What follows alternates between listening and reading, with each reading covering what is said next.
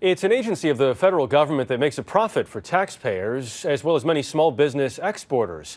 But now a congressional showdown is looming over funding for the United States Export-Import Bank, and that might put American jobs in danger.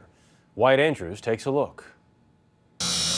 One of the bright sparks in the economy of Northwest Texas is the demand for American-made crop dusters. Orders are literally taking off here at the Air Tractor Corporation in Olney, Texas. 44 custom-made planes are in production for export to farmers in South America.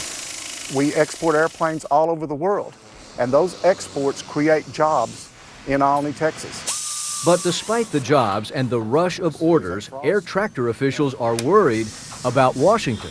We are at risk because of what's going on in Congress.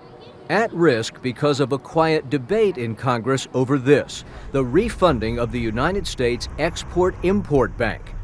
EXIM, as it's called, is a taxpayer finance bank that makes loans to foreign buyers of American products. Without new funds, the bank could stop lending at the end of the month, which would stop the sale of the crop dusters. It impacts us, it impacts Air Tractor, it impacts Olney, Texas. Normally, the EXIM Bank is seen as a Washington success story. Last year, the bank helped finance almost $33 billion in exports and returned a profit to taxpayers. Why the controversy? That boils down to Boeing versus Delta. For a decade, the EXIM Bank has helped Boeing sell hundreds of planes at favorable lending rates to foreign airlines that compete with Delta. The cost advantage, Delta claims, helped those foreign carriers win more passengers and caused the loss of up to 7,500 U.S. jobs.